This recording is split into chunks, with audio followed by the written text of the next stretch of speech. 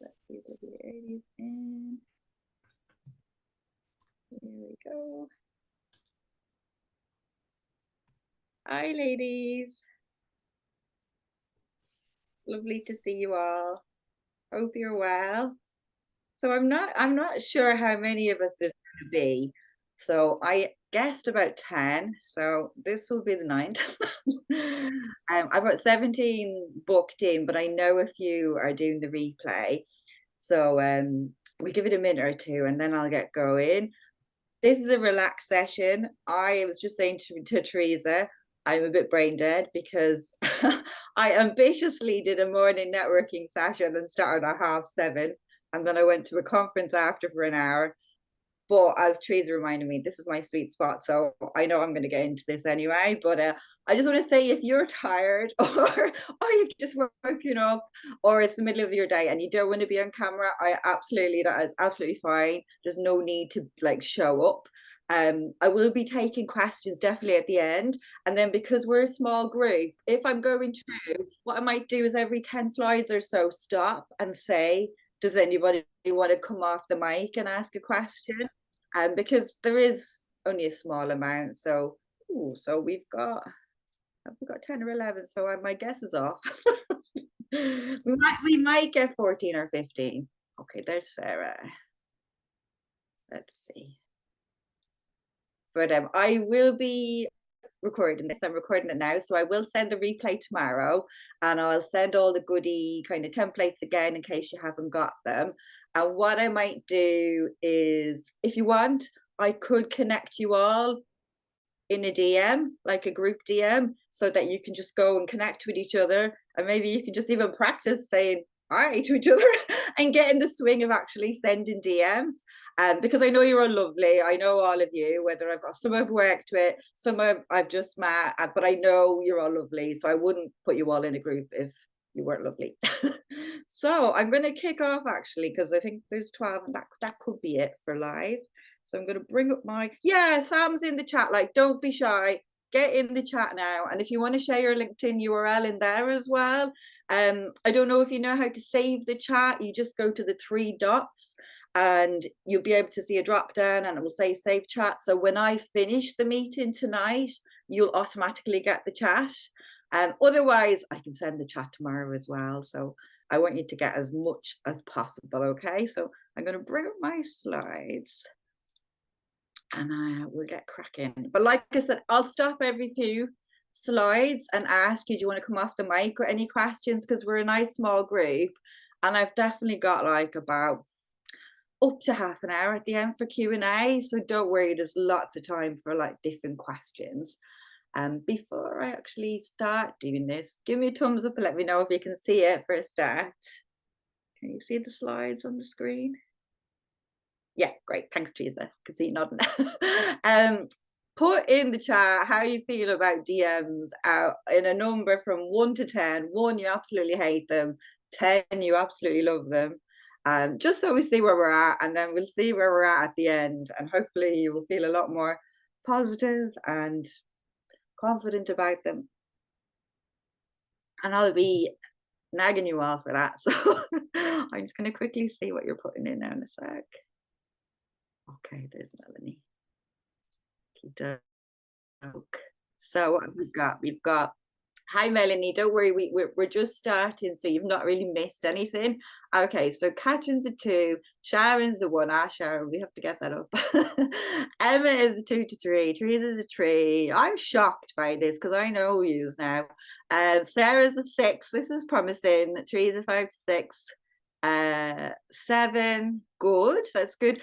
The secret is really about talking to your people, and when you're talking to your people, your score will go up. When you're talking to the wrong people, or if you're reaching out cold, that's when it's icky. So hopefully the end of this will make you feel a lot better, because yeah, when you're talking, you're never going to 100% appeal to everybody in a DM, but your people will like it and the wrong people will be repelled. And I think it's about getting comfortable with repelling people as well sometimes. And I know I used to struggle with that because you want everyone to like you if you're an empath. But yeah, you have to kind of get over that. So I'm going to just bring up my slides now and crack on. But yeah, I think the more you lean into your people, then it becomes lighter and fun. And at the moment, maybe your audience aren't the right ones exactly. But we'll change that. Okay, so I'm going to just crack on here. And this is the rough agenda. Bear with me a sec, I'm just moving your heads around the screen. Okay, so 5 mistakes to fix. Just a quick recap of my framework and where the DMs come in. I promise I'll fly through it because I think most of you know it. Examples of good and bad DMs, so you just can see. I think most people probably learn from the bad, and we can kind of dissect that. A few quick tips about how to manage your inbox, because there are ways of tracking your DMs that you may not know, which I think will be really handy for you. The specific question, now a lot of you probably got this ahead of today. I'll briefly go into that and just explain what it's all about. It's a great question to just start any conversation. How to move the conversation on. I will have things about, I have like 1 or 2 templates. One is about reaching out cold, because I know not all of you will have warm audience. And then I've got a few other random slides that are not on this, which are about quick wins for leads. So yeah, not everything will be on this, but there'll be other goodies. The power of events, just about DMing people, really, attendees for events. So I'll go into that. Q&A, I can do a live demo on Search if you want, because I think a lot of ladies who are starting out, they don't have the audience. They're like, I don't know how to find them. And I think a lot of people don't really know how to use Search. So I'm absolutely happy to do a quick search and tell you like a quick hack about how to find like more of your people, because I think that will help. And then bonus template, you're getting that tomorrow with the replay. So that's roughly the agenda. You might have seen some of these slides before, but I will be sharing them with a different spin, okay? So the first thing first is LinkedIn now has about 1,200,000 members. LinkedIn themselves have stopped tracking for some reason once they hit 1 billion. But the important thing to know is, even though all your ideal clients are on there, all the people that you can collaborate with, partner with, you know, connect with, not everyone is ready for us, and not ready is ready for your service. So 3% are probably ready for what you offer and have tried other approaches. 20% are aware of their problems, but they're passive, they're not quite willing to take action. 77% are not even aware of their problem, and you might find that if you post content. I find that a lot. A lot of people think they have a specific problem, but it's usually something completely different. So to add to that, some of these people on LinkedIn, even that 3%, not all of them will be active. Hopefully they are. I imagine if they're ready, they are active. Some will be semi-active, you know, kind of posting ad hoc, and some will be completely passive. So it's really about reaching out and connecting with the active people and the people who are aware, but you have to educate them a bit. You're not going to worry about the 77%, because that's cold DMing and cold outreach. So you want to actually talk to the people who are aware, because they're not going to find your messages as icky. Okay, so the main DM blocks before we jump in, the first one is waiting. Okay, kind of a hope strategy, hoping that people find your profile, wanting them to come to you, and not really wanting to do outreach. Not sure how to move the conversation on when you connect with somebody, whether it's initially connecting with them or further down the line. You know, maybe you've been connected for a few months or a few years. No tracking system at all. So no real way to follow up or nurture people. So I know 2 ladies on this call know how to do this. So I know Sharon knows how to do this. I'm looking to you all, and I know Teresa knows how to do this with me. Yeah, because having a tracking system really helps you. Otherwise, conversations get lost and you don't really know who you should be following up with. And the thing is, you don't want to be following up with everyone, because that is exhausting and it's soul destroying. So you don't, and a lot of people, they don't bother with DMs because they were previously ghosted as well. And all I'll say is when it comes to ghosting, it happens to the best of us. And it's kind of like being resilient, pulling up your big girl pants and thinking, I'm going to touch base again. I know I used to have a hang up about following up with people, and I'll tell you like how many times you should follow up. I think if you're an empath, a lot of or highly sensitive, you'll worry about bothering people. But I can tell you now, like you need about 18 digital touch points before people are ready to work with you. It used to be seven or eight before the pandemic, but now you need more. And a touch point can be a DM. It can also be like a piece of content they see from you, or a comment, or an email. But you do need that bit of interaction. As some of my favorite clients, I think a lot of my favorite clients took about 5 touch points. Okay. So 5 like DMs or inviting them on a webinar. There's been very few that have come in, you know, within 1 or 2, unless they were straight from a referral. And even then, it could take 3, 4 touch points, you know. So if you think you're bothering people, you're not, because like your expertise is amazing and the people need your help. So it's about just kind of being comfortable with that following up. But it's obviously it's a lot easier if it's warm. So I'm going to tell you today how to do it warm, but also some tips for cold. Okay. But yeah, if you're thinking, oh, I'll send 1 or 2 and that's enough, it's not enough. I wish it was. I really wish it was. I'm sure all of us wish it was on this today, but it really isn't. So yeah, a tracking system is really important in touching base and circling back. Okay. So I actually want to give you this quick win straight away before we dive in. So this is something that all of you can do tomorrow, not tonight. Or for some of you, time zone, it is your day. You can do it today if you want.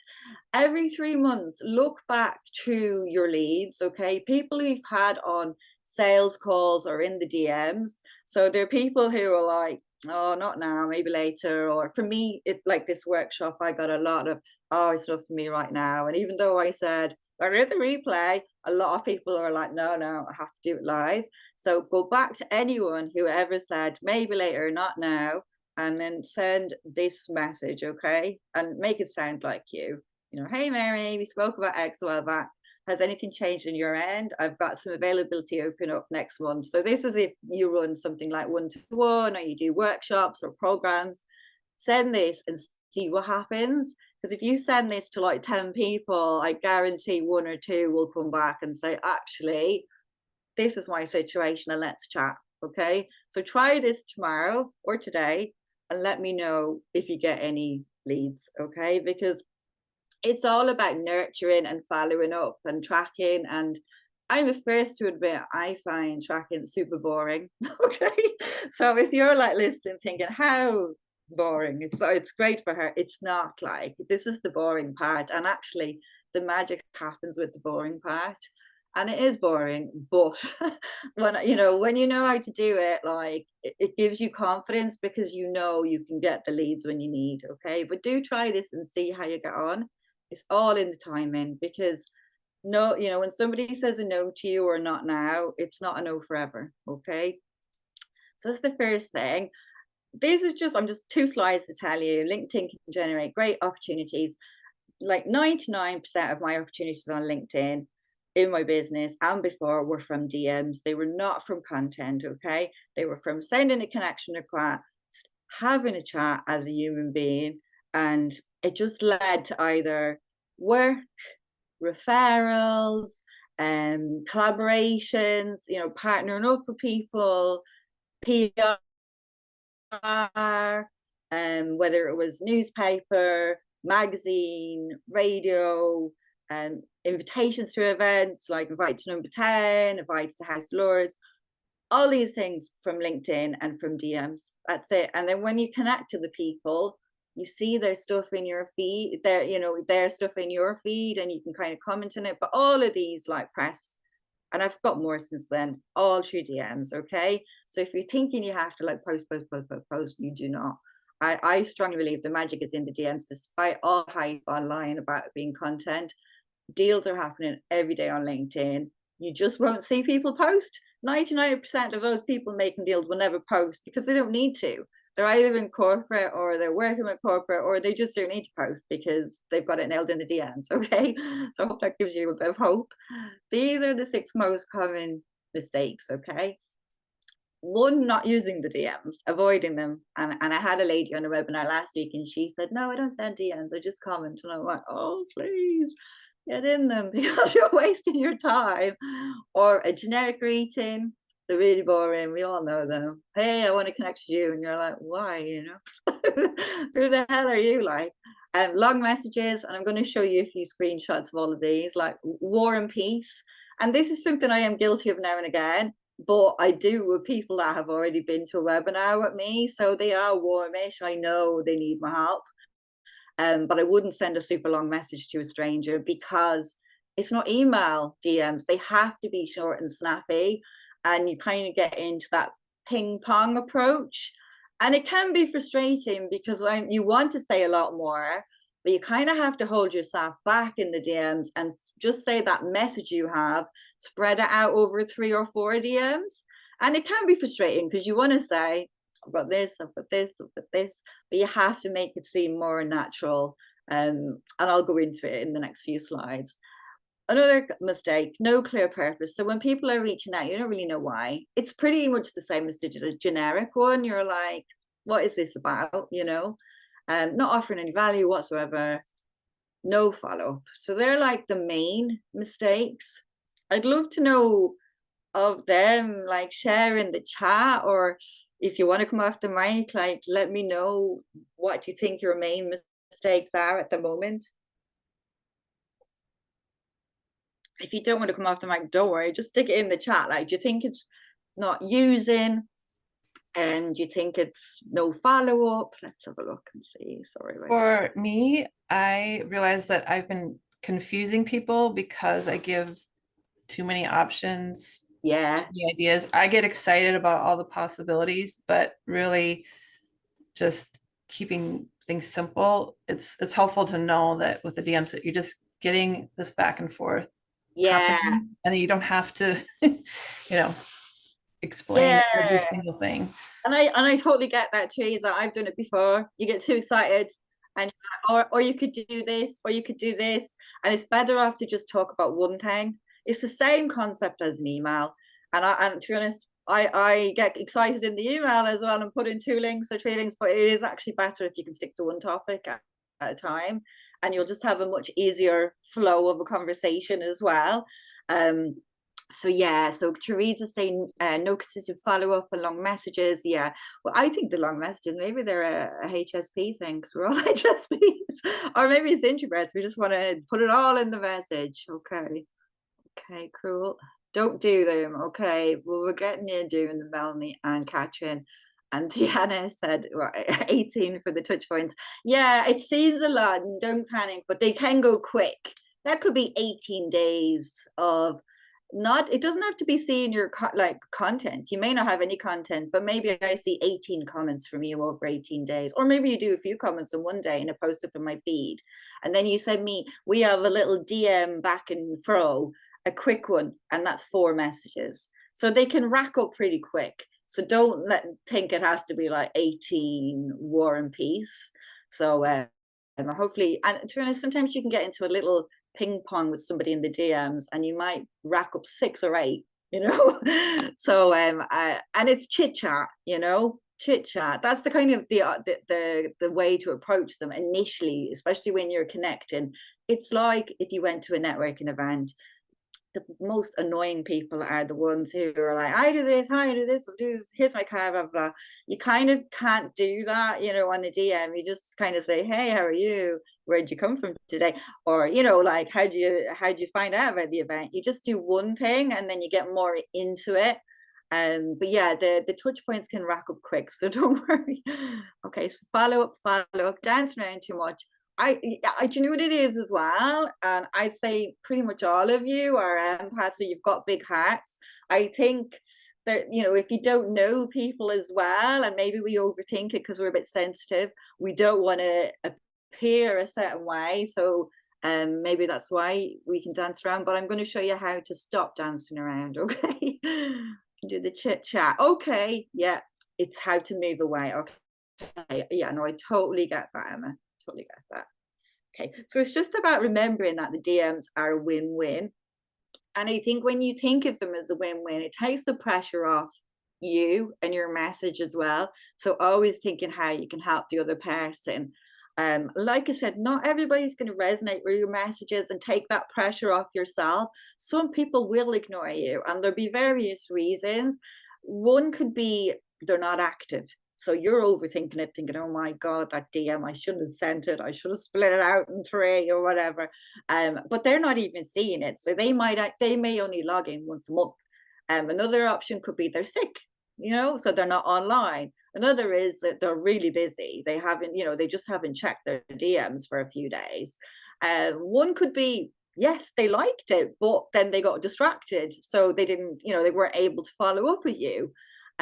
So think of that. We all get distracted, especially online, when you're in the DMs or you're scrolling and you think, oh, that's good. And then you're off doing something else. But if that person followed up with you again, you wouldn't go, what a pain. You'd be like, oh, thank you for coming back to me. Actually, I meant to come back to you. So like, there's so many different reasons. And I think you can't take it personally. And I know when I first was on LinkedIn, I used to take it personally, definitely. Especially at the start of my business, it's like, oh, I'm terrible, I'm failing. It's all happening. But I think over time, you just kind of think, you don't need to, of those billion people, you're not trying to target them. You only need to chat to a few people really to get like a good business going and get good, collaborations going and all of that. So take the pressure off yourself and just remind yourself, even your email list, if you've got an active email list, you'll only ever convert like about 1%, which boggles my mind, but it is true. And every time I do a workshop or anything, it's roughly 1%. And so, yeah, just kind of take the pressure off. Okay. So here are a few examples of bad DMs, and I'm sure you'd agree. Like the first one is really ridiculous. Like, hi, it's like, what the hell is this going to do? Here's my phone number. Ring me. I've had WhatsApp ones. This is my WhatsApp. Or a hi Jen, big long message all about a product that's nothing to do with me and why I should buy it, or a kind of a salesy one. I work with people like you. Would you like this? Blah, blah, blah. Now, the last one is actually, in theory, a good message. It's just they're way too soon. Yeah. So they could have got into this over 4 or 5 messages and they could have got you on a call, but they just went straight in for it. And it doesn't work like that on LinkedIn. You need to be warmed up, especially if somebody is cold. So the last one is the best of all of these. The phone number one is crazy. And a lot of people on LinkedIn, especially with networking, they might connect you soon and they're like, here's my Zoom link, we should chat. And it's kind of like, wait a bit, you know what I mean? It's like, it's a bit too soon. They're saying, I think they're mine. Okay. No, you wouldn't send any like this. And I always think of spammy DMs like cold emails. I have horrible cold emails in my inbox or every day about website optimization, SEO, whatever. And they're just not personalized. They're just so generic. And I know none of you would do generic because you put the name on for a start anyway. So these are more examples of like bad ones, okay? So I'm going to start with the top left on my side, which is the over familiar pitch. It's all very friendly and this is my link and stuff. And it's kind of like, and this is cold. And you're kind of, it's like, how do you know I need any of this? It's just too soon, So way too soon, too many links. They could have got into it again over a few messages. The one below is just shocking because it's automation. Hi, LinkedIn member. Like, way to make me feel special. Thanks. Okay. So don't use automation because, it really can damage your brand. In the top right, this is just too one-sided. Hey, you might be interested in our page. Give me a follow. And it's like, who the hell are you? I remember I got this and I was like, I don't even know you. And you're asking me to follow your page, So it's too one-sided, And then the tone depth, like pitch, way too long on the bottom right. It's all blah blah blah, and it's quite generic and stuff. But you can see of all of these here, the length of the one-sided on the top right is perfect for a start. It's just that it's one-sided, but the length, a sentence or two, absolutely bang on for a DM. Yeah, you could have slightly longer, but that's actually bang on, and the rest are a bit too long, you know. So I'll give it some credit for the length. Icky cold outreach. Okay, so first, don't start with a pitch, okay, because it's just too soon. If you're unknown to them, you have to just remember there is zero trust. They do not trust you whatsoever. You are in their inbox. You are hijacking their inbox. So you need to earn the trust before you can pitch or, you know, share anything about you. This is a bit different if it's corporate, because I know some of you will be reaching out to corporate. So it's going to be a slightly different approach if you're trying to sell to an individual or a corporation. If you're reaching out to like a HR director or a comms director in a company, it's not their money, it's their budget. So you can be quicker, you know, with this is me, this is my service, you know, that kind of a thing. But if you are selling to an individual, you definitely need to build up the trust. The positive of the corporate outreach is they will kind of trust you anyway from your profile. So you can fast track, but yeah, I wouldn't be pitching in the first. You know, if I was reaching out to a HR person, the pitch would come like in the second or the third. Okay, so for me, you could be reaching out and about you know, you want to connect with more people in a certain industry or space, and then the second message could be, if this was corporate, for example, I've just done a white paper report on XXX. So if you're reaching out to a bank, it would be a white paper report, and you'd have at the end, for banks, I think it would really help you, let me know if you fancy a copy, you know. So you're asking for permission, and then hopefully they say yes, you send them a copy, and then you've got permission to kind of follow up with them. That would be a quick corporate one. But I know a lot of you are selling to individuals, so that is a longer one, I'm afraid. Okay. And you just have to remember, when you focus on you, I have this, I have this, I have this, it puts up barriers. So it has to be more for you. Everything, you know, this is going to really help you. DM automation, apart from like an auto reply with premium, in general, DM automation is gross. Yeah, it's just, it's going to come across, people will know it's a bot, you know, so it's never going to be a good decision to outsource. Like, I'm all for automation for your scheduling of your content to your profile or your company page, all for that. Take that off your plate. But in the DMs, oh, and I know some people outsource to a VA for messages, and I would just like be very careful who you outsource to. Like, really train them up to sound like you, and, you know, give them templates, because you don't want your like brand to be damaged within a message or two. So spamming at volume affects your brand, and you're not going to need to connect with loads of people at volume anyway. So you just have to remember, on LinkedIn, it is a social network. Sales do happen, but it's about kind of building the rapport first. Sadly, a lot of people have just heard, oh, LinkedIn's good for sales, and then they go straight on and they're spamming and selling straight away. But they're forgetting that you actually have to network and build a relationship first. So you definitely can get the sales, but it takes a few messages, and it's about talking to the right people. Okay.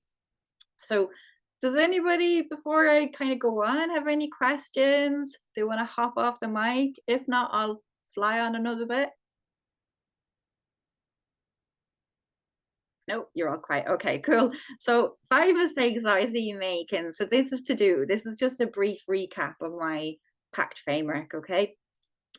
Obviously, for your DMs to work, we want all of this to be in place. So the first is your presence, and that's about having a good profile and a good company page, looking the part. Because if you don't have an optimized profile and you're reaching out, sending a connection request or a DM, people are going to be like, who the hell is this lady? Looks a bit spammy, especially if it's not optimized. So you really want to get your foundation in place first.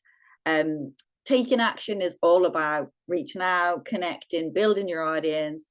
The connect is about sending the DMs, and then the track is about tracking. Because if you don't have a tracking system, it's just going to be messy. But I will show you one quick way to track in the DMs coming up. So your profile and brand, it's just about being clear in the way you present yourself. And a lot of women struggle with being clever over clear on LinkedIn, and you have to really strip it back and stand back. So I think a good thing for you to do, all of you, if you want, is connect to each other and ask, even at a basic level, because you don't all know each other. You're in different time zones and all. Just be brutal and say, is it clear for my my banner or my headline what I do? Would you know, or would you have to read on? Because you really want people to know at a glance. You don't want any question as to what is the expertise that you offer. So just a quick example of Rosie, one of my clients, she's always shifting up her banners anyway. But when you read her headline and then you look up, you go, oh, absolutely, she's a photographer. This is quite clear. So ask yourself, is your messaging clear versus clever? Because I think some of the smartest ladies have clever messaging, which is confusing people. So you kind of have to strip it back and dumb it back. And just a good reminder that if you have a company page, company pages can get DMs as well.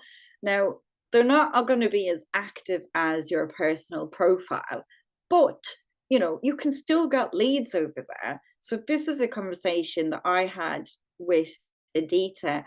I had just, because the DM function's quite new on company pages. If you're thinking, what the hell's this? It's only come in really in the last year or so. And I tested out the feature with Edita. I don't know who I said it to, maybe my email list or someone. I said, oh, does anyone want to test with me? And Edita popped up. And then she ended up booking a VIP day with me. So you can get like leads through your company page. And I've had a few companies reach out, so don't forget about your company page as well. It's always another great spot to get leads for free. You can have like both the profile and the company page for free. So the second, engage audience. Again, it's just about taking action. And that's what I want you to go away with today, to not be shy to reach out to people and stop being passive and waiting for people to shape your network. Because if you wait for others, your network's going to be super boring and super spammy, and you're not going to enjoy LinkedIn, because it's like going to a face-to-face networking event and you're allowing everyone to give you their card, and it's a whole mix of businesses and you don't care about 99% of them. When you think, actually, who do I want to connect to it? And it doesn't always have to be your like immediate client either. It could be a referral partner, or somebody, a supplier, somebody who's going to make your life easier, or somebody that you just find interesting. There are groups on LinkedIn that you wouldn't even know exist. I remember like years ago, I worked with this guy. I only work with women now, but he was really into horse riding, and there was loads of equestrian groups on LinkedIn. And I was like, who knew? Like there are groups on there for everything, and you never know who you can connect to it. I've made some great friends from LinkedIn as well. So ultimately, this is how people will decide whether they want to connect with you. Okay, when you reach out, first is going to be your first impression. Do you have a headshot is usually the first one. Name, headshot, headline, banner. You're in about section. They'll have a little nosy. Sometimes I will accept people from their name, their headshot, and their headline. If that's enough for me, I'll accept. If it's not clear, they go down to the about. Then they might look at the featured section and see what you've got in there. Recent content and activity to see how active you are. Because there are sadly some bots and automation on LinkedIn, and you can usually guess and get a good feeling. I would say if you're not sure about somebody, go down and see how many connections they have and what's their activity. Because if they've never like posted ever, they don't have a headshot or whatever, I probably wouldn't accept them. I personally don't like connecting with anyone without a headshot, because it's kind of like they're not really going to add to my network. So what's the point? Mutual connections, you know, if you're connected to the same person, it's a quick way to get in. Personalized or not personalized. Now, I don't really mind either. Well, I prefer personalized if I'm honest, but if it's not personalized, I will judge from the first impression. And if that doesn't impress me, I'll press delete. But yeah, it's a personal choice. Some people like a message and some don't, and I'll go into it in a few slides. Okay, so if people expect to follow a pitch slap, they'll decline.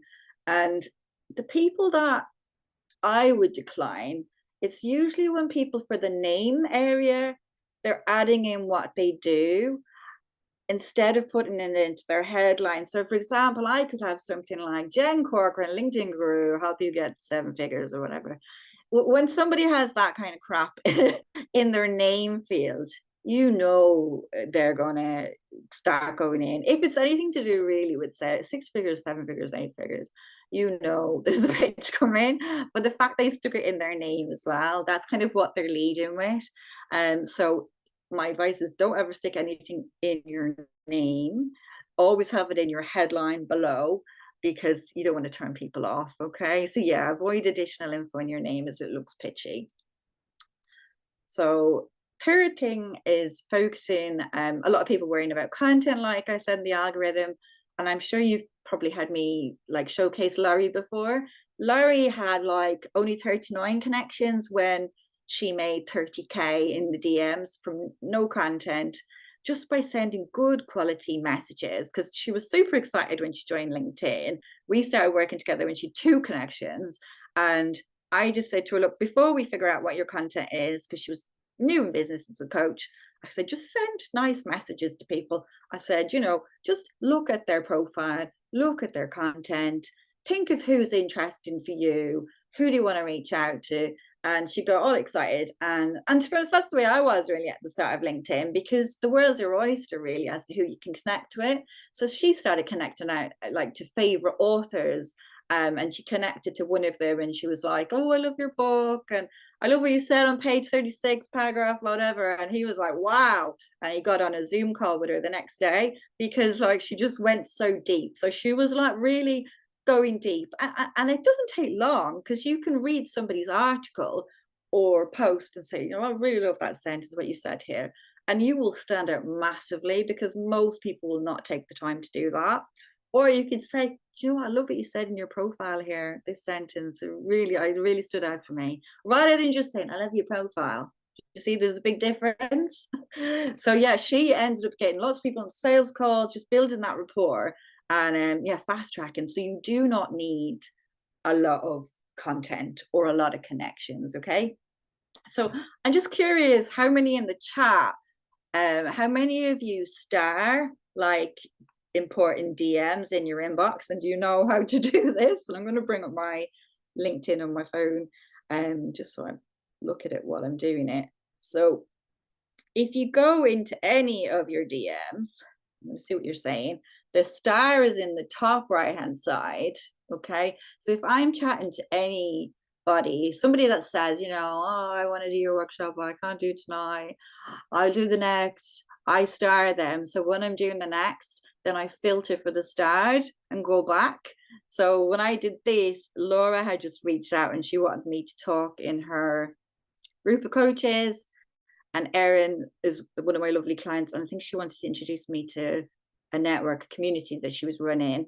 So I was like, star. And then I end up focusing on the important messages. So this is like a really easy tracking method for you. So I'm just going to see what you are saying.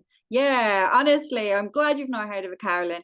Okay, because it will make a difference for you, because Microsoft own LinkedIn. So if any of you are on Microsoft for your email, it works quite similar. You've got your focused inbox and your other inbox, yeah. But the star, the way you can star an email, it's a similar concept. And I star all the important things, and then I go back and check, and then I unstar. But it's a really quick way of getting to who the hell am I going to follow up with? who is important to me? Who do I need to have a chat with? So I want you to start starring from today and tomorrow, okay? Oh, I like that, Sarah. My inbox is case. It will make it a lot more fun for you, okay? Anytime you get an interesting message, get starring. So I'm going to just see what you're saying. Sam saying hello, how are you? Yeah, the message is shocking. I know you're not going to be sending any like that. Okay. Oh yeah, so there's a question here from Melanie about outreach. Now LinkedIn only allows 5 per month. Yeah, I will go into premium. Definitely I'll go into that because you are limited on the free. So I tend to piggyback, and I've told I think Teresa and Sharon on here, I kind of go up and down from free to premium, back down. But I would say start off on free, get your profile so that you're happy with it, get your company page so you're happy with it, create some kind of a tracking system, start connecting with the right people. And when you feel like you really want to get mingling, upgrade to premium, okay? And it's the kind of thing you can bounce. You can do it for a month, and then just say the next month you're on holidays and you're like, I'm not going to be sending really much DMs. You can downgrade, okay? Ultimately, I think the best networkers and business owners will end up being on premium like the whole time. That's the way LinkedIn are pushing us. So we will eventually all have to go to premium the whole time. So don't worry if you're on it now, that there are great advantages for being on it. You can personalize all your messages, so that's the main thing, but I'll go into it more at the end. But yeah, I bounce up and down. So I do have codes for 10 ladies to upgrade to premium for 2 months, and hopefully they're still valid. So if you want one, put it in the chat, say me, and I'll find you and I'll ping you a code later on, and then you can try it. Now, if you've tried premium before in the last few months or year, it probably won't work because they kind of want people who've never tried it before. But just stick in me premium or something, and I'll have a look and I'll ping them to you, okay? So let's see. Cool. Yeah, so Amazon one at the moment. Don't worry, and I'll touch on questions as well in a bit about what's good about premium and what you should do, okay? So another mistake was just not embracing features enough on LinkedIn when it comes to just attracting the right people. So one of the reasons why I like event pages is you get leads on them. So if you look at any event page, you'll see all your attendees. So DMing them is a great way to kind of talk to people who are warm for you and to navigate. So if you ever felt confident enough to do an event through LinkedIn, whether it's a webinar like this, or it could be a LinkedIn Live, or it could be a face-to-face event that you could be running on Eventbrite as well. If you do a LinkedIn event page, you'll get leads. Now, I'm not going to say everybody who signs up to your event page is going to go to the event. A lot of them don't, but they are leads, and you get into a conversation with them and say, oh, because a few people will, the event feature is not the most intuitive. So a few will be like, oh, did I? I didn't realize. But then you can say, oh, it's no problem. Let me know if you want to go to another or the next one. And they're like, yeah. And then what do? Star. They're starred, and then I come back to them. But it's a great way to get leads. And likewise, if you're like, you know what, I don't want to do any events. That's hideous to me. I don't want to do any lives or webinars. I like writing. I love newsletter. Don't be shy to reach out to the subscribers of your newsletter and start a conversation and say, thanks so much for subscribing to my newsletter. I'd love to know how I can make it better for you. What are you struggling with? And you can get into conversations, and some of those you could pivot to a sales call. Okay, so I'm hoping those 2 ideas will get you excited, because there are lots of ways of getting leads, and you don't need to do all of them. Yeah, sure, come on. Sorry, I just wanted to ask you, I was going to try and type this out, but I thought actually just talking might be quicker. For the events, so if you are using an external host, like maybe you're using Eventbrite, Luma, but you want people to essentially sign up somewhere so they can get the Zoom link if you're using Zoom or whatever, it looked to me like when you create events, people just go, I'm going, and then that's it. They actually have to click. So is that still the case? Yeah, they are still a bit shit now, I have to be honest, Teresa. They really are. I wish they were as good as Facebook events because they're not that intuitive. So what I do is just get them all on the LinkedIn page and then DM them all individually. One of the pros is, even if you're not connected, if they're on your event page, you don't even have to connect with them to send them a message. You can automatically DM them all because it's on your event. It's the same, if any of you have a LinkedIn group, I know Teresa has, you can DM all the members of your group. You don't need to be connected. So yeah, I would just have a quick copy and paste. I know it's a bit boring, but it would be like, hey Mary, you're on the page, here's the link, don't forget to sign up. And it's a way of like engaging them before the event. So I would do that like a few days before, a day before, and again, half of them will come back and go, oh, I didn't know. And then you go, oh, it's okay. Do you want me to tell you about the next one? Yeah, star. Okay, perfect. No, thank you for that. That's helpful. You're basically starring everyone. So like, you never, like, if anyone ever says, no, it's not for me, whatever, I'll always say, do you want me to let you know about the next? Because you never know where they'll be. Because sometimes people are like, not in the right headspace and they need it, but they're like, no, not for now. I can't take any more information in. But if you follow up, they could be in a totally different headspace. So yeah, it sounds laborious and it can be, but you can quickly ping through them, to be honest. And sometimes I do that kind of thing on the mobile app. You know, sometimes that can be quicker than the desktop. You could be lying a lot of the time when I'm messaging all of you ladies, I'm lying down on the couch. I'm literally like this, copy and paste, ping, ping, ping, ping, ping. So it doesn't have to take as long as you think, and you don't always have to be sat down for it. Especially messaging is handy with the app. So yeah, to get like consistent kind of leads for your business and stuff, I'm just going to fly through this because this is if you've heard me talk about this again, it's basically have a good profile, build the right network, connect and track. Okay. So not spray and pray. So I'm just going to go into just a few things about DM. So the first one is, should you personalize your request? Okay. Now, everyone's different. I find in general, more introverts and empaths and highly sensitive people will like a message and they'll respond to it quicker, especially if it's about them, like why the person actually wants to connect with them. But it's changed on LinkedIn over the last few years. There's probably a lot more non-personalized than before.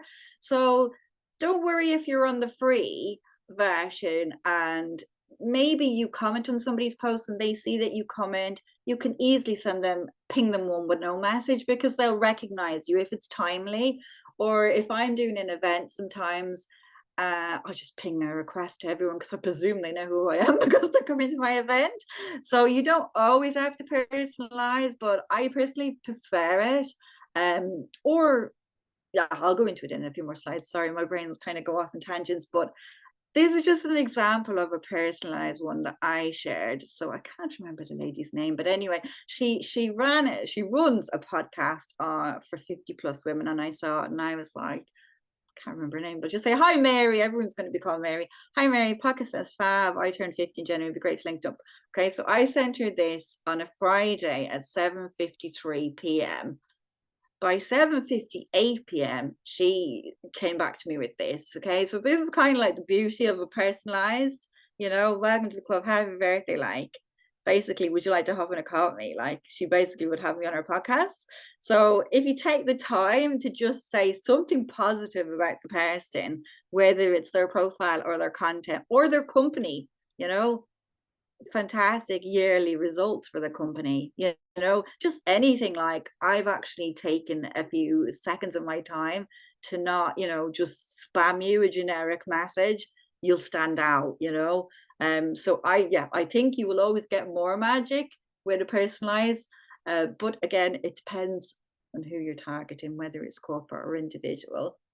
So I know a lot of people, they try to send connection requests, but then the other person has their profile kind of buttoned up and you're like, I can only follow the person, I don't have to connect with them.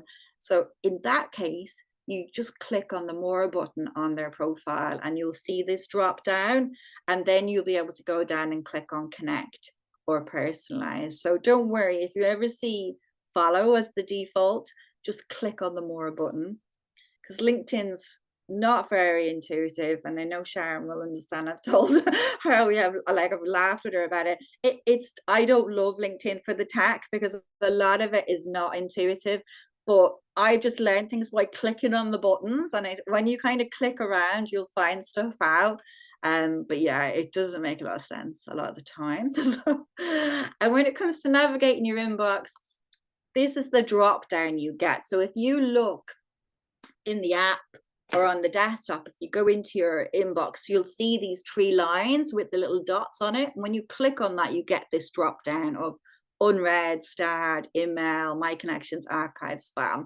So I'm always going in there and looking at starred and also unread, because sometimes the messages will jump and they don't all come in the order. So if you message someone like 2 weeks ago and then they respond, theirs is going to come up in a funny order.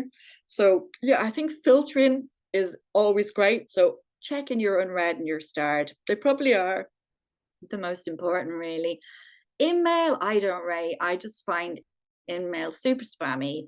It's meant to be a feature of premium. I just think they're not worth it. Nobody will kind of get my attention massively from an email, really. Archive and spam, so you don't care about them.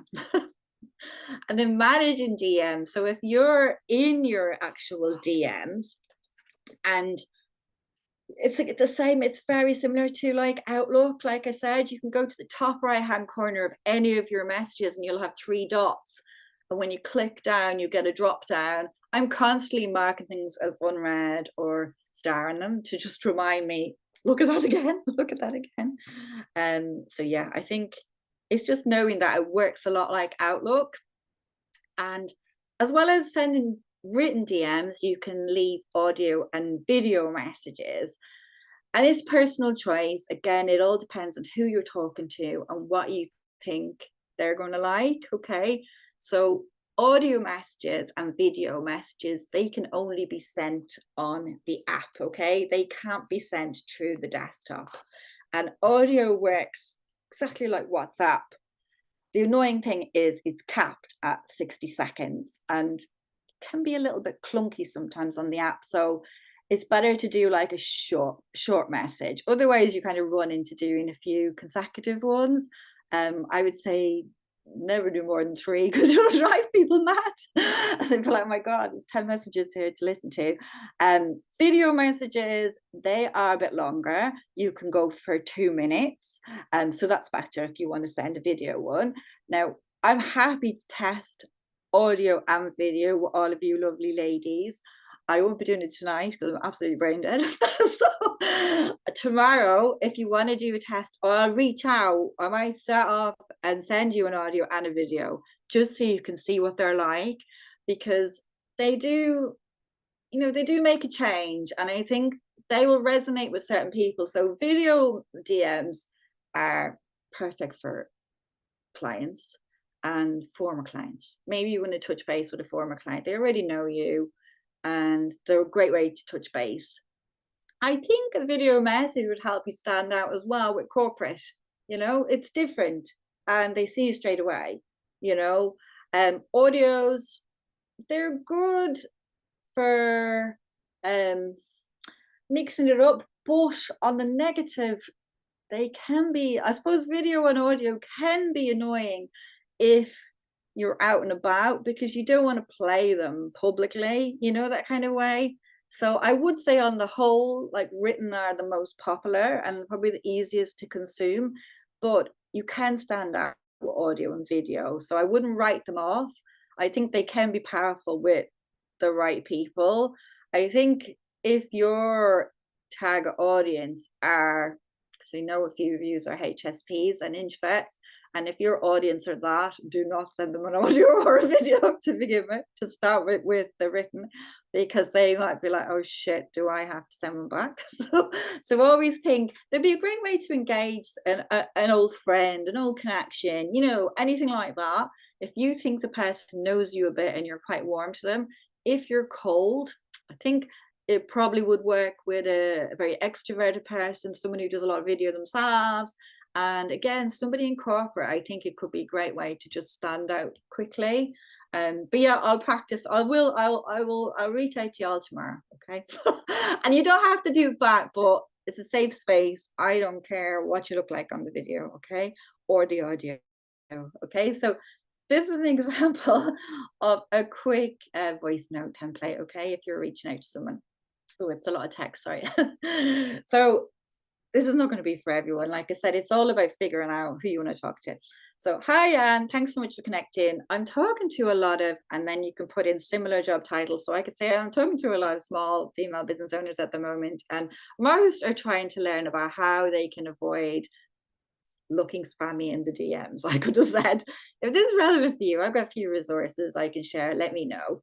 So you could tailor this to whoever, to whether it's B2C or B2B, that kind of a message. And let me know. And if you do this, I'd love to know how you get on. So the 3-month follow-up one, I'd love to know how you get on, or this one, I'd love to know how you get on. And again, this can be written as well. If you don't want to do it a voice note, let me know, because I do think these kind of ones will get conversations going. I will, obviously you're going to get the recording, but I think I'll be kind. I'll make a PDF of the slides as well, so you can quickly fly through. So good DMs, we've seen bad DMs, we want to know what good ones are. So these are just a few examples, okay? Like somebody's asking you to collaborate with them, or you've been asked to be a speaker on a podcast or an event, or an intro. Who doesn't like an intro or a referral or a happy client? These are the kind of DMs I want you to have. I don't want you to have all the other shit at the start, okay? So that's what good DMs look like. I'm going to check your chat as well, because I don't want to fly through. Okay. Okay, I'm just going to all the premium ones. Okay. Oh, I'm glad Sarah said about the event. You've got a good idea. Yeah.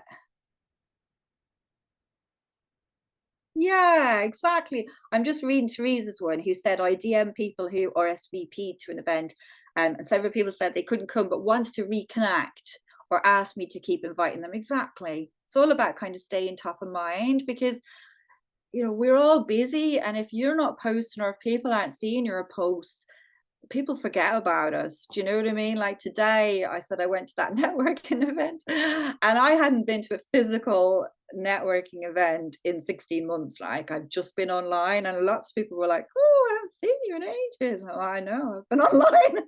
But yeah, people forget, like, you know, so you kind of, great idea to reach out to newsletter subscribers. Exactly. And if you've got a good email list as well, ask them if they want to connect to you on LinkedIn. Don't be shy, get them over there, because they already have like built a relationship with you in your email. So Emma's dropping out, no problem. Okay. Yeah, so keeping the messages simple, Teresa, short and sweet. Yeah, Caroline, about the more to connect. Honestly, LinkedIn is not intuitive on the tech front. So I know you're quite new to LinkedIn.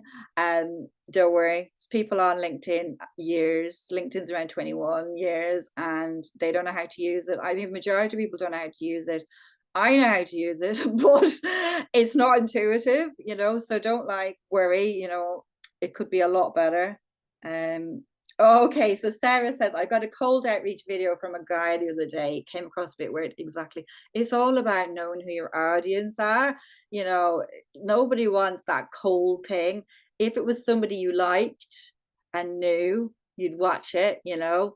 But yeah, you don't want that. And of course, there's a difference with like a masculine energy and the feminine energy, and you know, so yeah.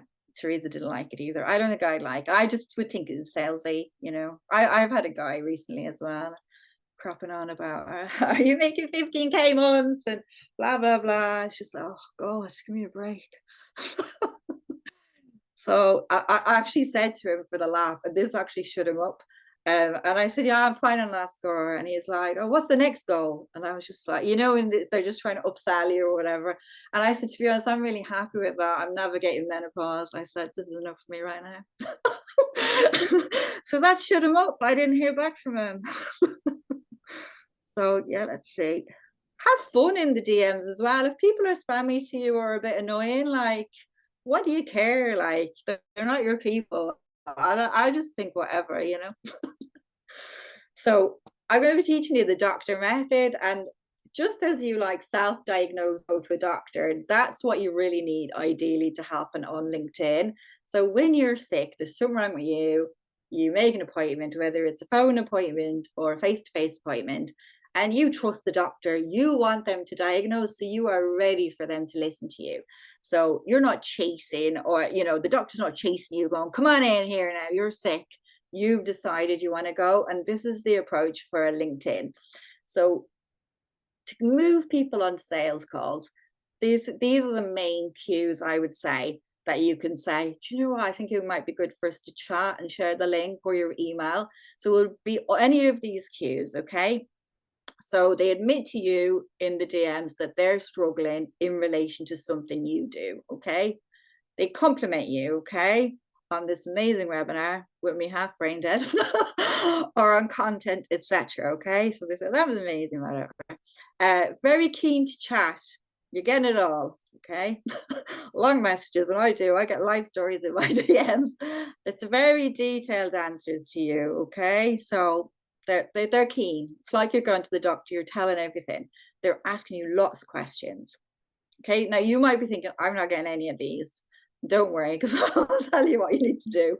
Okay, so any of these, you will pivot and suggest a call. Okay, you've earned the right as their expert. They are openly coming to you. You have not chased. Okay, so the specific question that I shared with you all is the Google Doc. So I will stick it again in the replay tomorrow, so you can have a look through it.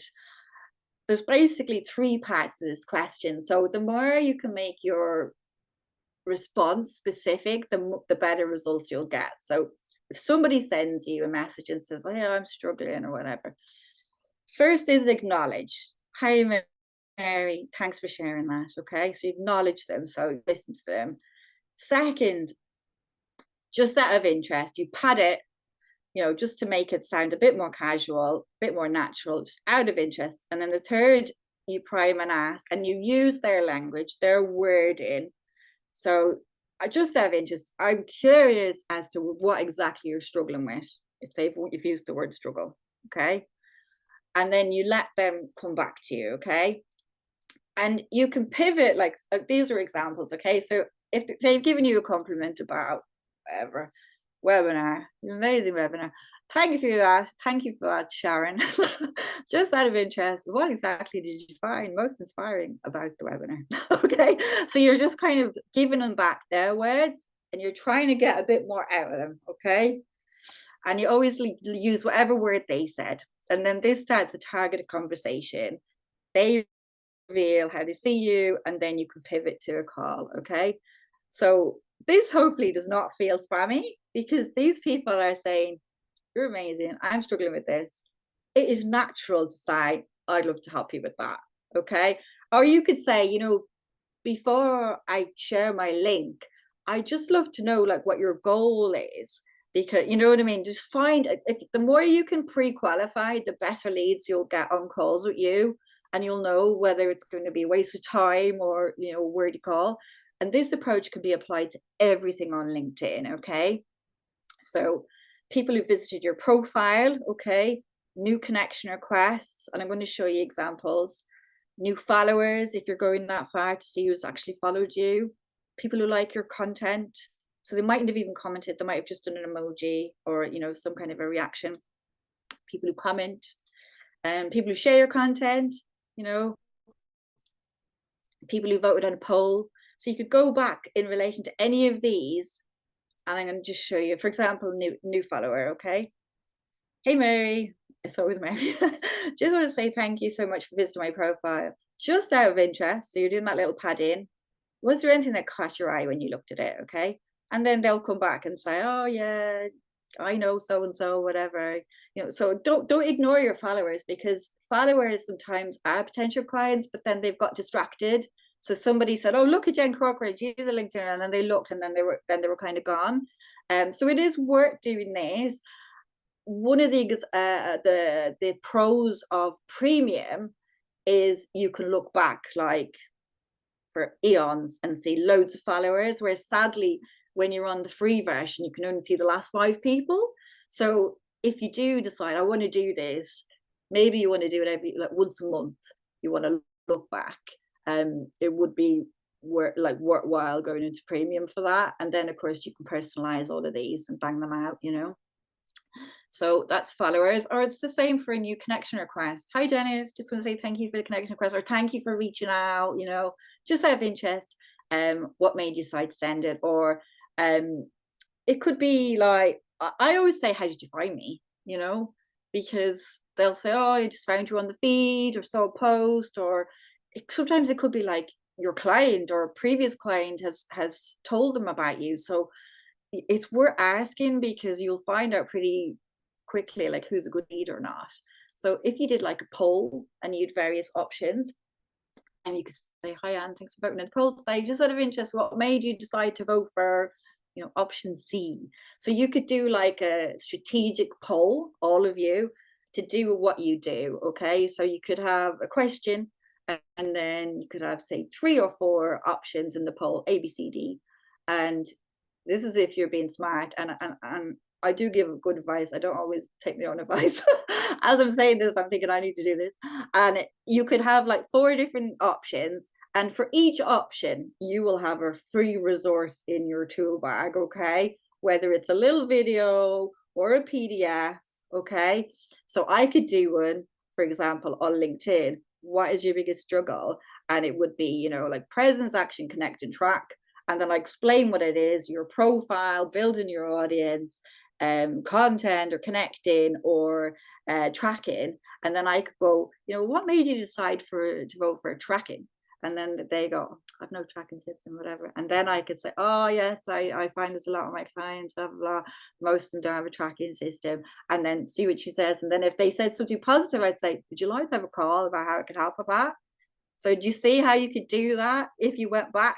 And then somebody else had talked about the profile, and then I'd eventually, I could maybe gift them my LinkedIn profile checklist as a, you know, way to start a conversation. So you could all do something like that with a poll.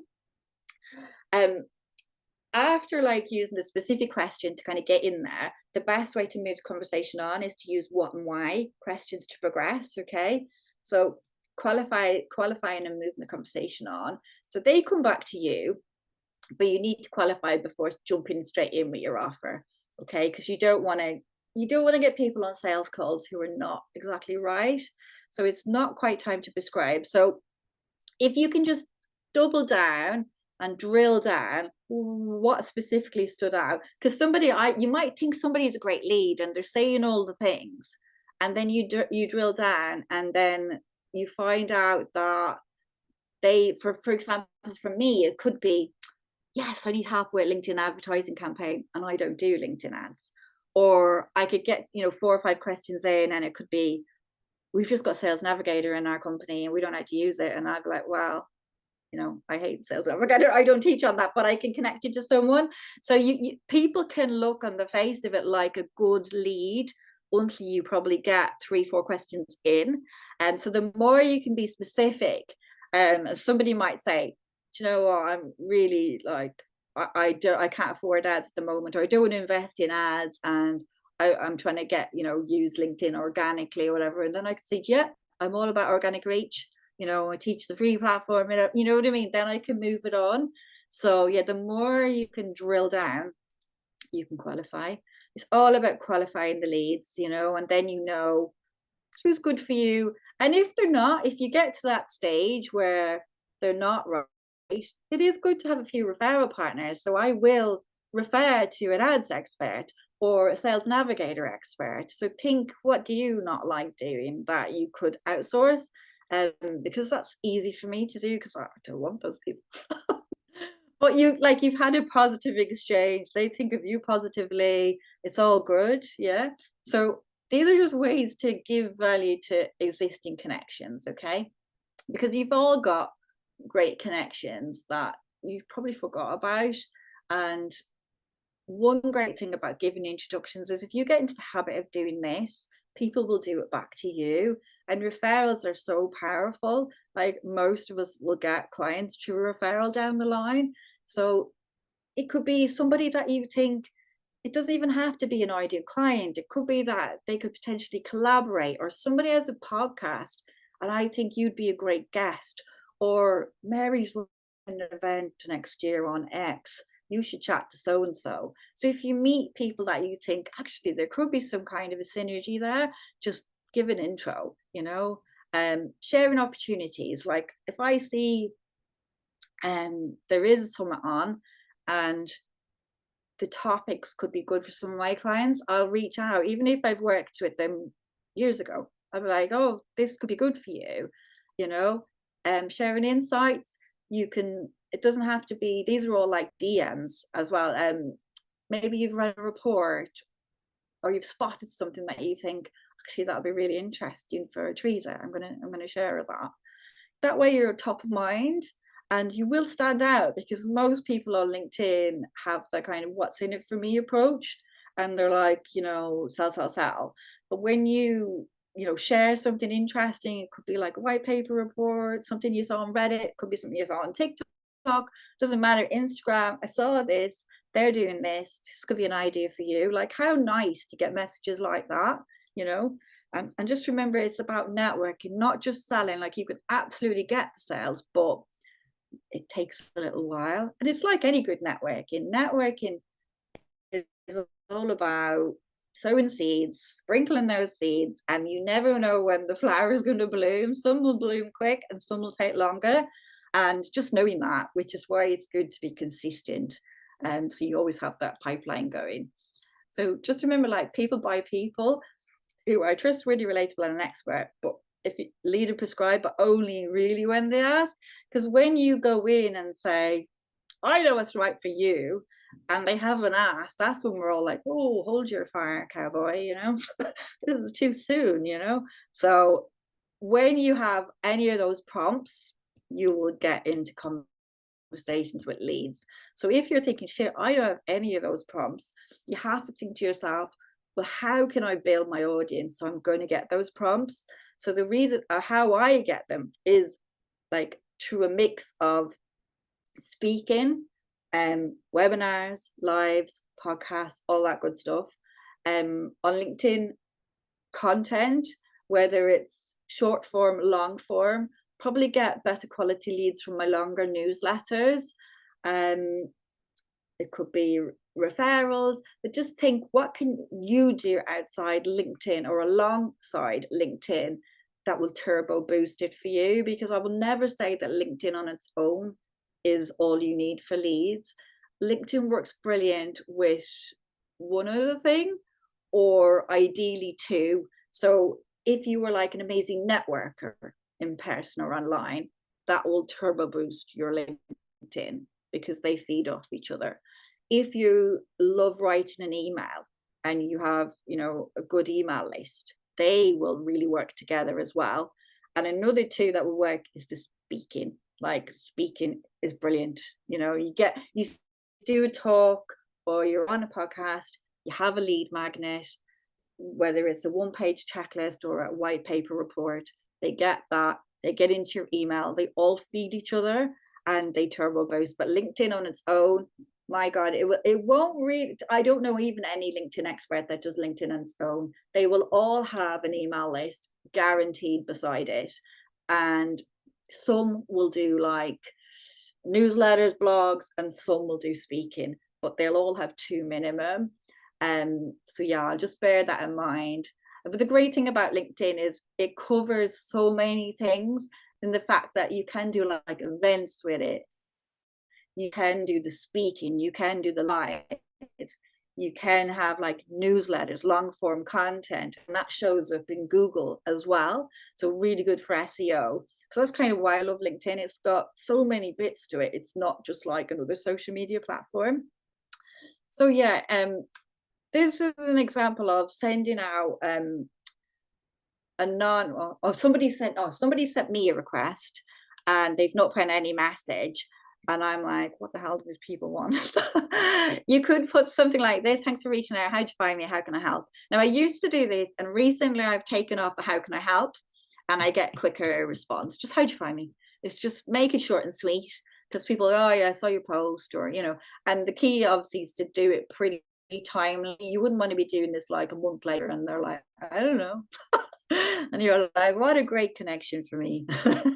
So and don't be shy to ask for an introduction as well, because you're all connected to great people. If you know that I'm connected to someone, if you see that I'm a mutual connection, don't be shy to ask, reach out and say, and I see you're connected to Mary at ABN AMRO or whatever. All the best practice would be to tell the person like a little kind of few sentences to why you'd love to connect, because then I can say, Mary, meet Teresa, she does so and so, and she'd love to chat to you. People will do it. You just have to ask, and not enough people ask for that introduction. Now, I promise I'm nearly finished the slides. So I know some of you will be like, I don't have the prompts. People aren't reaching out to me. So definitely do consider an event, like I said, because it's a great way to get leads. Even if you're quite new to LinkedIn, even if you've no email list, doing some kind of an event, whether it's a LinkedIn Live or a webinar, is a great way to build your audience. And I've used it with a few of my clients. Okay. Before today, you will have got an auto reply from me because I had it over the last week or so. This is a form of DM. So anytime you're running an event, if you upgrade to premium, you can put an out of office on. It is handy for awareness. They can be annoying over time, but I have no shame. So it is good. And it takes the pressure off you showing up in your inbox. And this is something I do. If I go on holidays, I'll upgrade to premium definitely and put it on for a week or two, and you can switch off and you can plug something. It could be even a freebie, your lead magnet, if you don't have anything else coming on. But I did a live with Susan a year or so ago on public speaking myths, and it's a really good live. Actually, if you look at my profile, I can send it to you, or I can put it in the email tomorrow.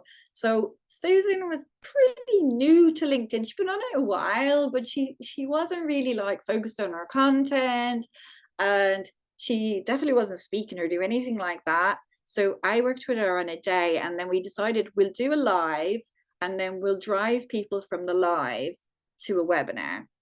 Okay, so the live was really just to warm people up.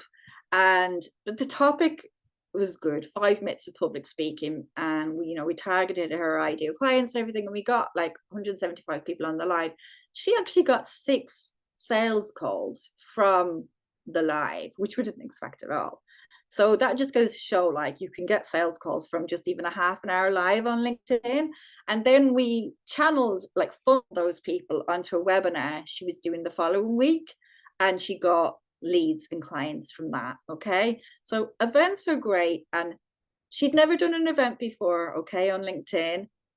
She'd never done a live before, and I think it was her first webinar. Okay, so all of this is possible, and I love helping people to just make events simple, to be honest, because none of us want complication, I don't think. Especially in perimenopause, I certainly don't want complication. You want it easy. So I always, if you know me, I like to do webinars that are like 100 or less. So I run them like a meeting, just from a pure tech standpoint. They're just easier, for me to manage, and can pretty easily get like 100 on an event. So yeah, that's the kind of thing I helped her with. And then we had people on the talk, and I sent messages like this. So this is a different summit after, but this is a kind of message I sent to attendees, okay, from that event page. Just like, oh, you were on the thing, I've got my profile, it's my lead magnet, basically. Here it is for you. And I shared it to attendees. And then you can see when you're talking to the right people, they won't be like, what a spammy person, who the hell is she sending me this link? Because they've come to the event, they've stepped forward like going to the doctor. So look, thank you, you're amazing, amazing. Ooh, excitement, you know. So that's the difference of when you've got warm people, when they've kind of stepped forward for something, whether it's, you know, an event or content. These are the type of people you'll get in the DMs. So I would encourage you to think of how can you build that audience if you've not fully got it. So Trudy gave a bit more info. You can see Trudy actually started to step forward with the prompts. She started to tell me a bit about herself. Can you see? I'm not very active. She's starting to tell me her struggle here. So I could start to do that process of like, what are you struggling with, you know? So the right people, you can see they step forward. And I've not said, Trudy, tell me all your problems. She stepped forward. So I think it's important just to remember, not everyone's ready for it. 3% are ready, and we want to really chat to them. 20% are problem aware, but they're passive, so they need to get kind of an accelerant under their ass. 77% aren't even aware. We don't care about them. We're not doing events or newsletters for them at all, okay? And I mentioned some are active, some are not, some are passive. LinkedIn events are a great way to target the 23%, so the ones who are ready and the ones they know they have a problem. Yeah, and the same newsletters or long form content, they're a great way to target them, and that's what you want. Okay, so recap do's of LinkedIn DMs. The first is use them, send them, and be brief and clear. Okay, do your research and personalize. It doesn't take long, honestly. Bring up someone's profile, scan down. It could even be went to the same university, but obviously the more you can put in a personal detail, the more you're going to stand out. Okay, it could be just one sentence, it could be a course they've done, it could be anything, you know. It could be a group they're in. I see you're in the so-and-so group, just something. So follow the doctor method and don't sell. I mean, obviously there's going to be a different approach for corporate. Like I said, you can go straight in more with your services, but in general, for like coaches or consultants, if you're working for like individuals, it's going to be the doctor all the way. Nurture the relationship, and stand out with audio and video for the right people. And follow up, it's all about asking them the questions, you know, and digging deep and thanking people for their time. If you're like, you know, I need to do cold, I'm not at the stage of any of this warm up, this is just a good cold DM template. Hi Anne, thanks for accepting. So I'm excited to learn more about you. How is, and then personal news from the post or the company. Okay, so it's just a kind of a generic thing, you know. And it's all about like tailoring it to feel like you. So alongside this, I've shared a whole PDF of connection scripts for different kind of eventualities. It's hard for me to obviously to cover every DM eventuality in the world with a webinar, but I'm hoping there's going to be enough to kickstart, and the one question should make a big difference for you. So have a look at them tomorrow, and if like there's, when I send the email, if there's any questions or anything, ping back our response. So let me just, sorry, I hadn't even shared the end of that. If I can help you solve X problem, would that be worth a conversation? You know, this is a tricky one, because obviously it's cold. You never know how somebody's going to relate, you know. Might work more with corporate than individuals, but you can see there's a difference, that they're starting to feel a bit more because they're not warm. So I'm all about the warm. So who feels excited? Who feels overwhelmed? Do you think there's a few like hints and tips in there that you can try and get some leads from? Okay, so Sarah said, what's your thoughts on sharing my offer in a DM when the chat is going well, but before invited to a call? When the chat is going well.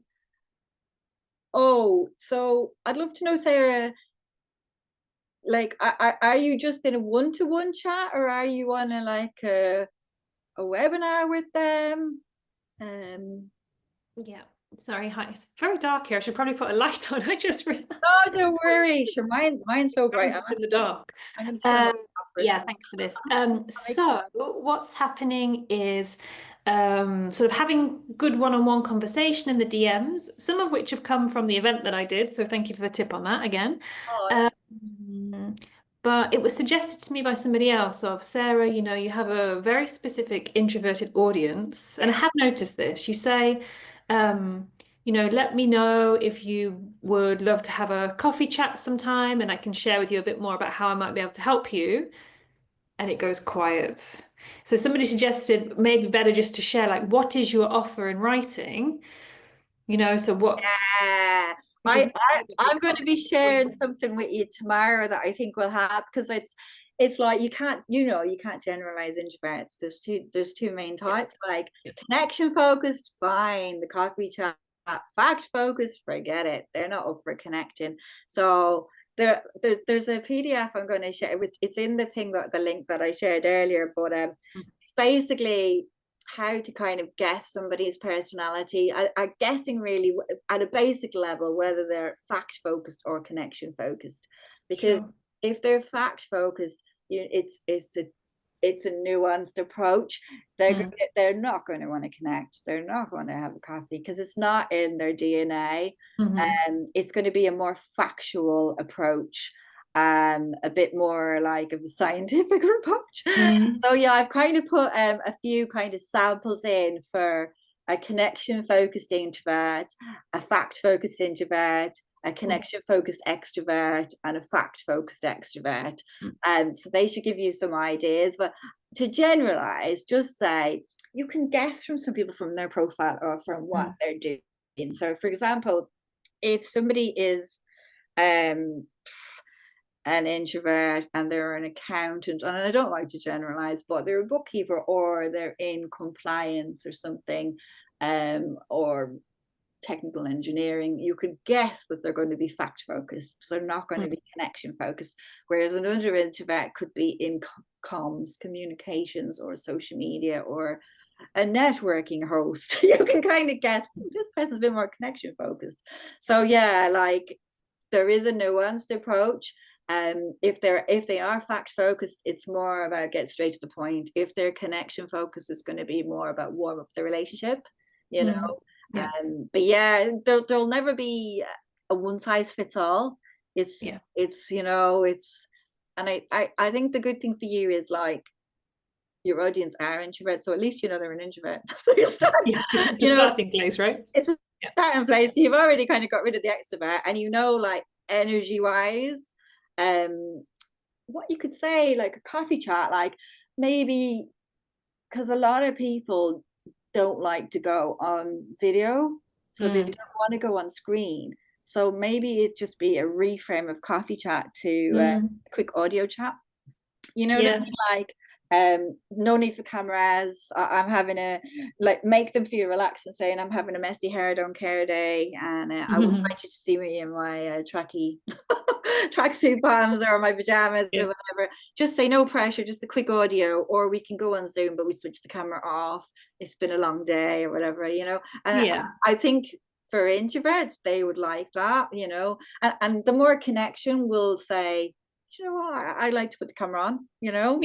I think if you give them the option, then, but if you say coffee chat, that to me is like it's on Zoom, and it's connection focused, because a coffee chat can go in any direction, and if you're fact focused, you're going to want to know specifics, and you know, like if that type of person would need to know, maybe not even 30 minutes, that would seem too long if you're fact focused. I'd be saying a 15-minute quick audio, or 10 to 15 minute audio chat, or a 10-minute chat, whereas a connection focus will do the half hour if they want to get to know you. Do you know what I mean? So I think it's like everyone's different, but I would give them the option and say, look, what do you prefer, or which kind of an introvert are you? Are you fact focused or connection focused? You know, because that's nice, then people feel seen, you know. I like that. Like, what would you like? Like, would you like me to give you the facts, or would you like to jump on a 10-minute call? I like that. Because then it's like the doctor thing, then they're like self-selecting and saying, I want this one. Do you know what I mean? I really like that. Awesome. Thanks, Jen. Appreciate no it. problem. No, but to be honest, because we've got the same audience, I'm happy to help. Yeah. No, mega helpful, just to reframe it a bit.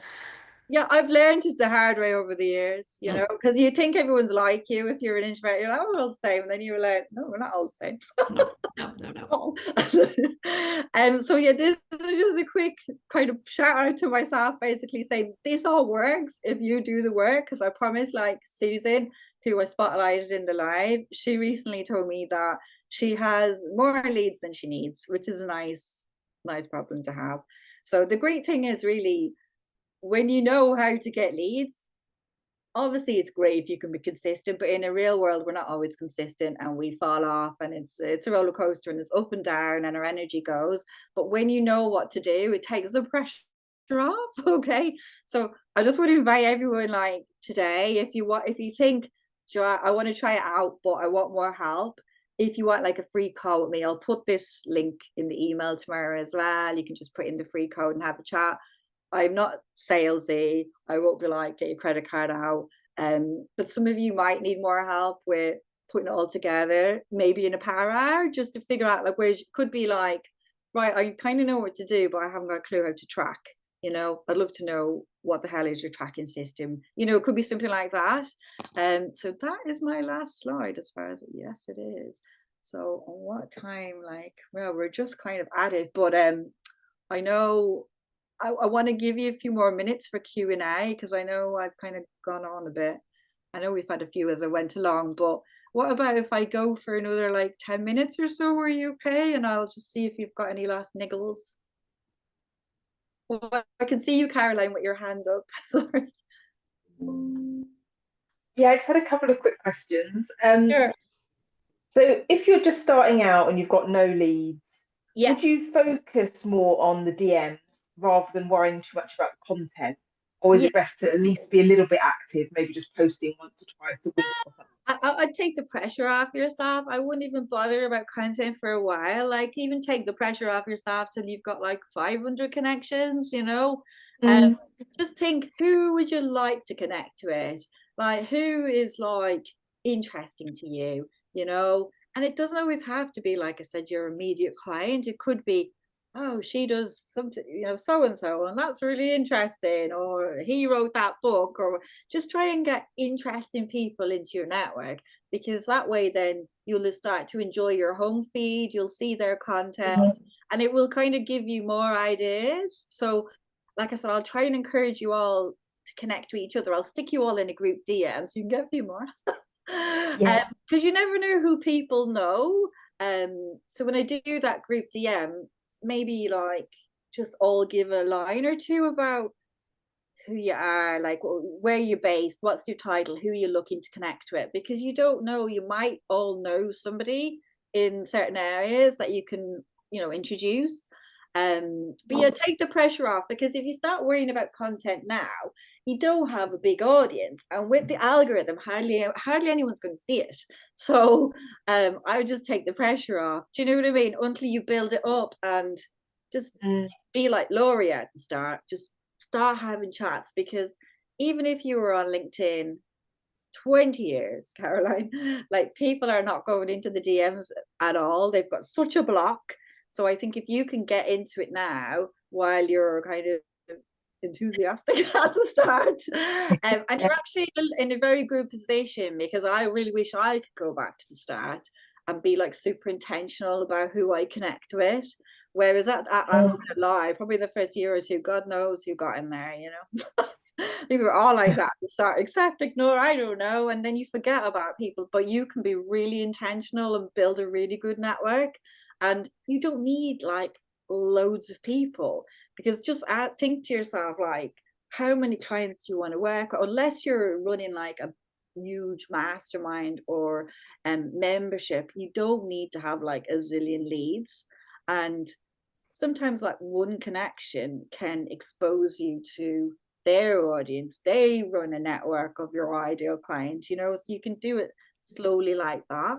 But yeah, I take the pressure off until you're like really happy with your profile and you're getting in the DMs, and you'll figure out like when you want to share content, what's the best for you, you know. Have a look and see what do you like, you know, and I'd focus on research. Like I would be focusing on making connections, saying, you could say like, I'm pretty new to LinkedIn, trying to reach so and so, or if you're chatting to your ideal client, I'd use it for research, like I just try to get as much, like, would you be willing to come on like a 10-minute research chat with me, or would you be able to give me any insights as to XYZ, Yeah. I'd use it for stuff like that, because that will really help your content as well when you're ready. Yeah. I mean, one thing I was thinking of doing was, and this is an idea that I got from Kirsty, I'm working, Yeah. about doing like a little survey. Yeah. So I do a post where I do a survey, and then that will kind of get me information about, Yeah. what you want. The difference though, because I know Kirsty's like Caroline's coach, and she's one of my old coaches, just because it was like without Kirsty. So Kirsty is a lot on like Instagram and Facebook. The thing is, I wouldn't want you to just post a survey and wait for that, because you're quite new. Your audience probably won't be massively activated to respond to it on LinkedIn. It's a bit different on other platforms. So I would be DMing it to people. I'd be saying, look, hey, I really appreciate I'm new in business. And then at the very end, the way you try and get a response is, let me know how I can return the favor. Is there anyone I can introduce you to? Like, let me know. I'd love to help you. I want this to be like win-win. I don't want to just, you know what I mean? So as long as you position it as a win-win, then hopefully people will be like, actually, can you connect me to Kirsty? Or you know what I mean? Like, do you know what I mean? So Yeah. always position it as a win-win, because I've noticed like a lot of people share surveys now, and even one of my clients, Rosie, who I briefly spotlighted in a thing, she did a survey recently, and people are bored of surveys. So a quick way, I actually met her earlier on today for a coffee, and she was offering £10 Costa vouchers for market research deep dive, and she did 10 of them, so it was £100, but it was like £100 well spent, because she did like 20-minute Zooms with these 10 people and got amazing feedback. So she's now got the feedback. She used Zoom, she used the AI kind of chat, she's given all that, she's got a copywriter, she's given it all to a copywriter and said, jazz up my sales pages based on this, jazz up my content, because it was all I went on just as a favor, it was all the objections that we had, like any of the niggles, and the 10 of us showed up, because she helps people do their own selfies, so I'm sure a lot of you can relate. So all of us were saying this, and she heard something different from all of us. So she has a big enough network now, and she's very popular, but she had to kind of give the incentive of the £10 voucher to get people on, because I think back in the day people would do it, but now everyone's time poor, especially since the pandemic. Everyone sees stuff the whole time. So think to yourself, if it's not like a £10 voucher, is there a little sweetener that you could have, like an ebook or something, and say, look, I'll gift you this, or I'll gift you is because if you're at the start of your business, it could be like, I'd gift you like a 30-minute consult with me, or do you know what I mean? And then that way you'll get great market research, and down the line they could potentially become leads, because you've you haven't tried to sell to them, but they've got to know you. So I would say actually this is good actually for anyone who's on here today and you've got cold leads and you've not warmed people up. Market research is always a good thing to do when your leads have gone cold, because it really helps with your content, and you never know, they can become clients down the line, because you're not reaching out saying, I'm trying to sell you. You're kind of like, I'd love your help, but you know, then they're going to get to know you on a call, and there's no like, oh, well, this is my offer, here's my credit card. They've kind of got to know you, and then you will be in their head, you know, like you probably could convert out of 10 of those sales calls, 3 of them, I think. And I think the other 7 would think of you positively and maybe refer you on. So I definitely, I would get in the DM with the survey and think, what sweetener can you even if it's not a £10 voucher, it'll be a £5, let me buy you a coffee or whatever, just something, because I think people are like, I don't have time for that, a 2-minute survey or a 10-minute survey, you know. That's a good idea. No, thanks so much. Yeah, yeah. And to be honest, Rosie is in business 10 years and she's really good at marketing. So that's clearly something now that people are having to do, is to incentivize with something like that. But she got really good quality people on. She didn't just take people, she actually DM'd them. She didn't post it. So she thought, who would I love as a client who has not done this, you know? So she got like really dream people to go on with her, you know what I mean? Yeah. And I went on. She asked me because she knows I'm brutally honest. Oh, okay. She get it all. Another thing, I guess, is trying to find the right people. That's one thing I struggle with as well, is how do you know who are the right people to connect with? But think about like what I said about events, lives, newsletters, because if you attract them in that way, it'll be the people who are engaging, you know. So just think, what can you do alongside LinkedIn that will warm them up? Because I know, are you coach, Caroline, isn't it? yeah. So because you're a coach, people are going to need to trust you. So they are going to need to see you in some shape or form. They're going to they're going to need to probably see you either in a small video or on a live or a webinar. I'd love to say to everyone on this, because I think the majority are into it, I'd love to say they'd read a post or they join our email list, and that's enough. It's not, especially for coaching and consulting, they need to see it. So think what is the least painful for you and the most fun. and do that. And it's all trial and error, to be honest. It's like, you know, when I first started even doing videos, I was cringing, but I started off by doing interviews. So I forced myself to interview 5 people for 5 days. And then by the end of it, I was comfortable with the tack. And then I thought, oh, I'll do my own. And then I didn't care. So it's like just putting yourself out there. And if people were to interview you as well, like on podcasts or lives or webinars, that gets you out there. Or, you know, collaborating with people who've got your ideal audience. So not worrying too much like you don't have the audience. Think, well, who does have that audience? And maybe even like doing a guest blog on a site that has all your ideal audience, you know. So it's just about thinking like big, like who's got the people. And ultimately I think speaking as a coach is kind of needed, and I'd love to say it's not needed as an introvert, but it is. Thank you, that's really, really helpful. Thanks, that's so valuable. There's no problem. Any last question? I'll just quickly check the chat. I know we've gone over, so don't worry. I know Teresa's had to hop off. Okay, cool. I'm glad you're sharing. Oh yeah, because Teresa shared her LinkedIn group, and I'm helping Teresa in the group with LinkedIn. So I share tips in there, and actually I've shared tips that I've shared with you actually in there as well. So yeah, join Teresa's group. It's a really good engaged group, and I will connect you all tomorrow. So I think I'll wrap it up, ladies, because I know it's late. And like I said, I am a bit brain dead. Thank you for being with me tonight, and I will share the replay tomorrow, all the links. And if you've any questions or any niggles, just respond back to the email or DM me, and I will find you all tomorrow, and I will bang you all an audio. It won't be long, it'll just be like, hey, whatever. And I'll send you all a quick video message just so you can see what they look like in your phone if you've not got one. Don't expect me to be beautiful tomorrow because I don't have anything else client facing, but it just proves the point. It doesn't have to be perfect, you know. So I will get messaging with you, and yeah, I hope you feel a lot less like about the DMs, because when you're speaking to the right people, I promise they're nice.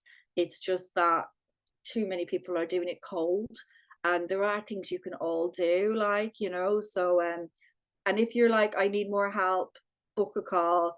I know, Caroline, you're still figuring out stuff with Kirsty, but I'd love to chat to you, like even if it's in a week or two, whenever you feel like you're more clear on where you're going. Like, I absolutely love to have a call with you. I love to have a call with everyone, because you're all amazing and you deserve to be out there getting clients and making money and ringing the bell and loving life. Okay. Have a great day, great evening, wherever you are. Take care, ladies. Bye.